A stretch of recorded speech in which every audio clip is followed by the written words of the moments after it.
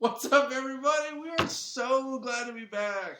Yeah, it's been like 8 months or something. Yeah, it's 6 been a while. months. It's been way too long. We've taken some time off to pursue other pursuits.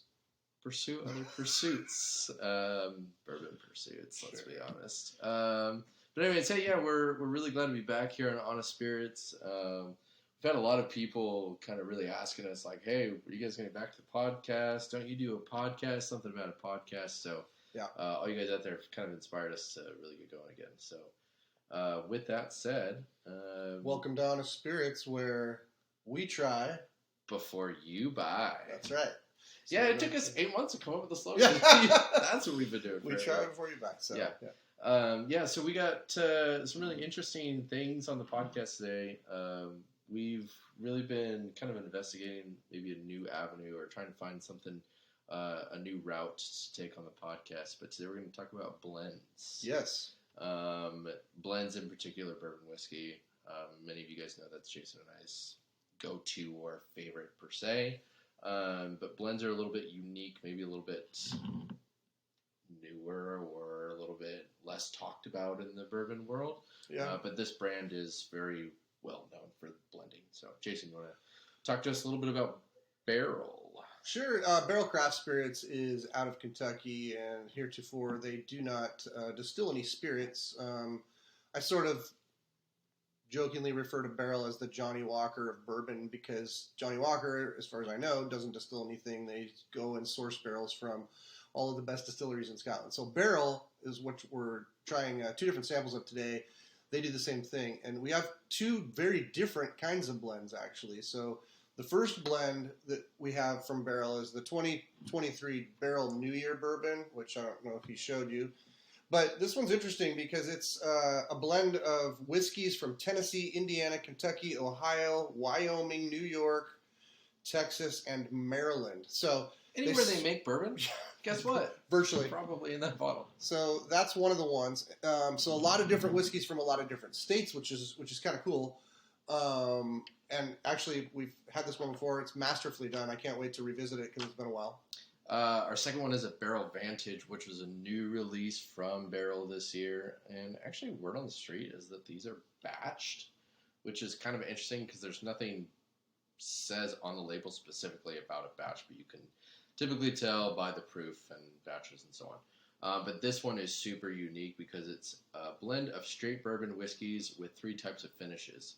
Finished in Mizunira, French, and toasted American oak. And Right. if you know anything about Mizunira oak, it's super complex and super difficult to barrel. Yeah. Make a barrel out of Mizunira oak. It's a very twisty Japanese oak tree. Yeah, and so it creates a very complex, very unique taste profile. Mm-hmm. French and toasted American are a little bit more commonly found, but especially for wine. And yeah.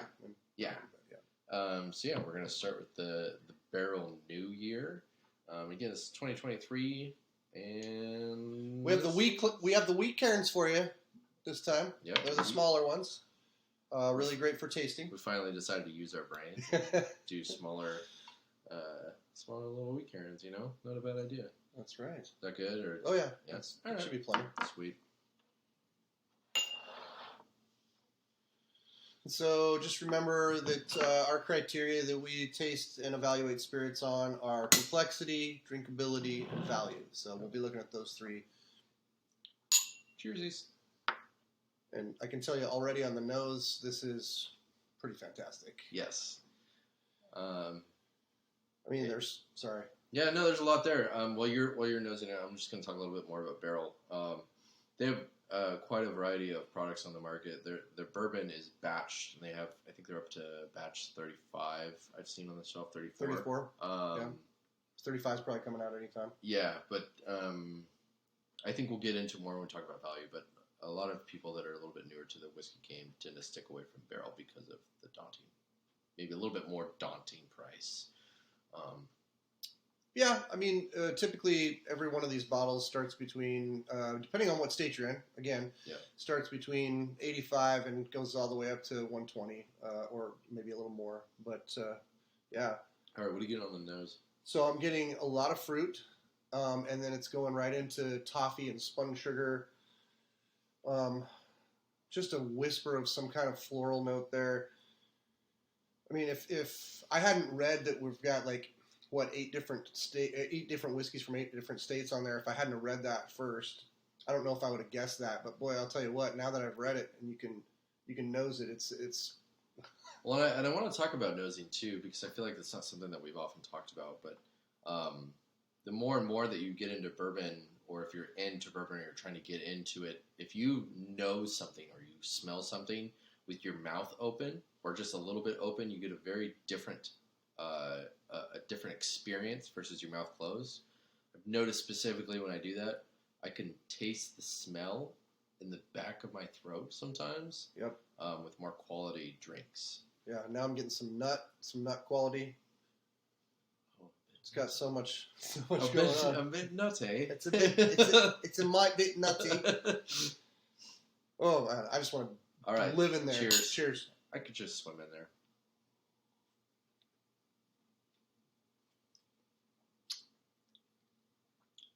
Oh yeah. Mm-hmm. It's pretty interesting. It's got quite a lot going on there. Deep, rich. You can definitely taste the variety of states and experiences, and the amount of thought that goes into blending something like this is quite professional. Yeah, it's true. And, I don't know if we've talked about Barrell specifically before, but he just mentioned a minute ago that they do a lot of different batches during the year of sort of their standard blends. And then they do these special releases like the Vantage or the Dovetail, which is not a bourbon. We'll talk about that. I think we talked about that on another episode.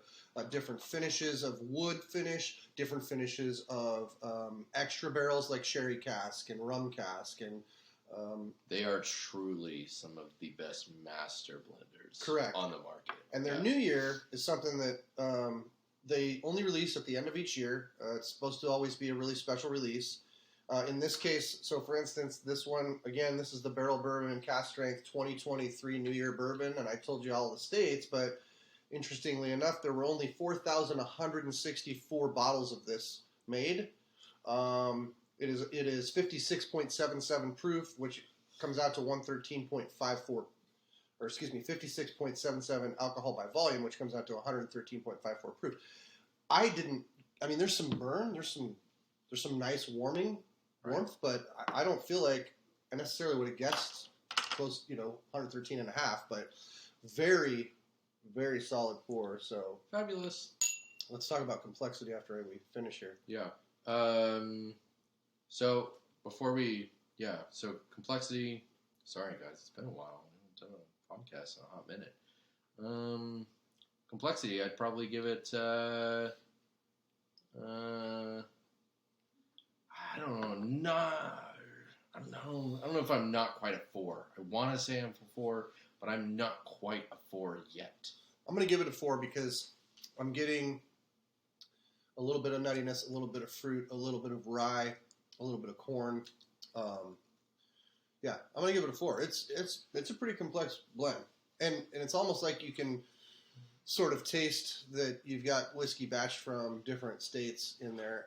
And again, that's probably psychosomatic because I read the back of the label, but I'm going to say 4 on complexity. Yeah, I'm close. I don't know. I'll say 4 too. Yeah. It's good. It's just, it's hard to pick out. And granted, I've had one cider. Jason's had one cider within the last hour or so, so we're not completely fresh palates, but like pretty good. All right, drinkability on that New Year. I can't give it a 4 because it does have a bit of heat. So I think for the average, bourbon person, and we could have talked about blended bourbons being also just, you go into Elijah Craig and the Rick House for their small batch, and there's 1,000 barrels in the Rick House or more. Technically, that's a blend too because they're blending all those barrels in the bottling machine. But these are true blends.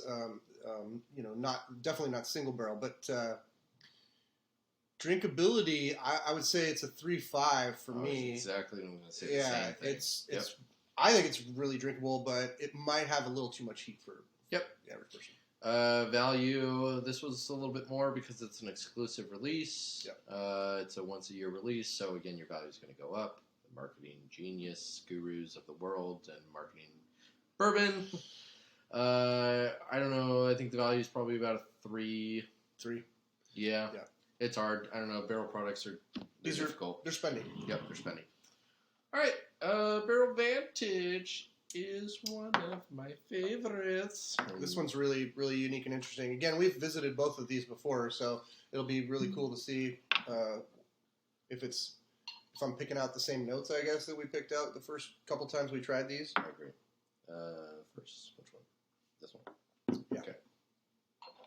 I don't want to use a dirty glass. Don't want to use a dirty wee. Pinky out. Again, this is the Barrel Vantage, which is 3 different whiskeys, one finished in Mizunara, one finished in French oak, and one finished in toasted American oak. So, yeah. So already not quite as complex on the nose, but a really nice nose. I like that you get the Mizunara oak right off the nose, along with the toastiness of something. You can't pick out that it's an American oak or French oak, but it's toasty. Yeah. It's a wee bit toasty. And I think, I don't know, for me, Grady, what I think you mean when you say you can pick out that Mizunara is there's this earthy, peppery, for lack of a better term, that Mizunara oak seems to impart on whiskey it's super unique. Yeah, and I'm a fan of Japanese single malts, and Correct. So that's where my love for the Mizunara oak is. I see that on a bottle, I'm like, ooh, I'm intrigued. Yeah, but underneath that sort of unique Mizunara pepperiness, like Grady was talking about, is you definitely get that toasted barrel kind of smell that you can get off of like a Michter's toasted barrel, an Elijah Craig toasted barrel. They have a pretty unique nose and flavor technically. But yeah, what do you think of your first sip? Dude, that's so complex. Like right on the front, when I taste that, I'm like, man, that Mizunara oak is gone right away, and then it comes back. Yeah. Then it comes back, and you're like, oh yeah, there it is. Yep. Hit me with it. And it's sweet, and it's long. It's super long finish. I still taste it. It just, I don't know. This bourbon is like the pinnacle of blenders for me. Like this is my favorite thing that I could drink that's in my cabinet right now. I wish that I had more of. So this is a great example right now of what we're discussing is just different strokes for different folks, different palates. Mm-hmm. I don't think this is nearly as complex as the first one we tried. I taste a lot of oak.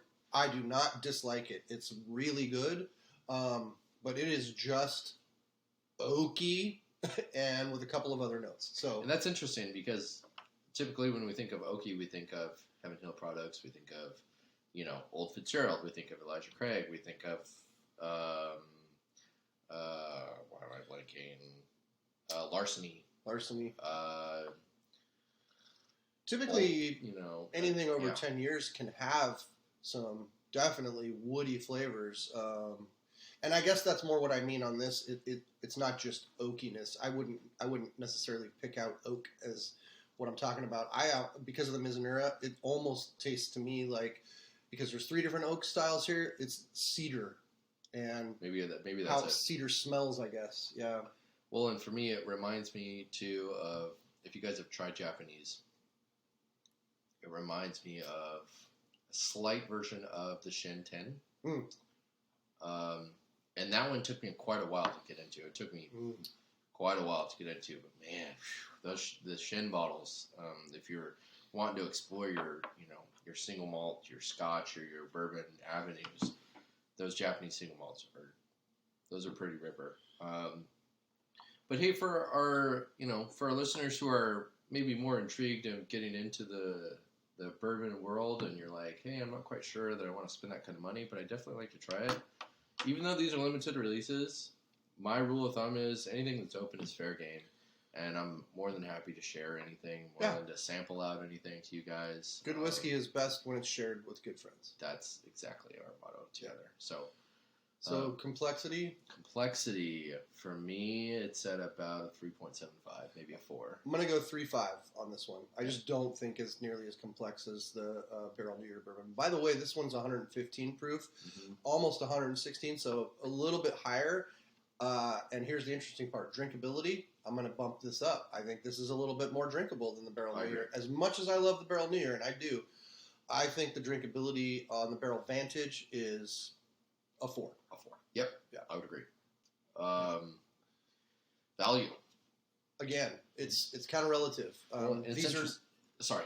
I was just going to say these are not what I would just automatically call great values, just because they're just too much money. Yeah. For the average person, that's especially somebody just getting into whiskey or bourbon. So, I mean, on value, I got to go with like a 3. Yeah. It's weird because I've seen this particular bottle across the U.S. go in for varying different values, which is very interesting to me. And so, very much depends on where you live. Right. I've seen it for as low as 65, which is crazy. That would be barrel product an insane, good value. Yeah. But I paid what I paid, and I'd probably put it at a 3.5 for me. Okay. I think it's good. I think it's more drinkable than the Barrel New Year, and that is a big part of my value. That's fair, and also it should be noted that while we're saying, 3 or 3.5 on value for these, it's only because of the top end price. When in actuality, both of these bourbons actually taste like high end. They do, especially for blends. Especially 8 different states on that one, 3 different wood finishes on the other one. So value's relative. For some people, $115 out the door is a great value for this. Am I sorry that I've ever spent $100 or more on a barrel? Almost never. Yeah, exactly. Seriously, never. Yeah, it's an experience. Value is relative. You pay for the experience, my friends. Yeah. All right. If you have any questions or you want to try any of these things this week, again, more than happy to. Please make sure to hit that subscribe button. It's either going to be down here or down here. But yeah, we're really excited. We got something really cool coming up next week that's going to be along the blending route, but a little bit different. So be on the lookout for that. But yeah, we're really happy to be back with you guys. And it's good to be back, spirits lovers. We will see you next week. Thanks for tuning in. Peace.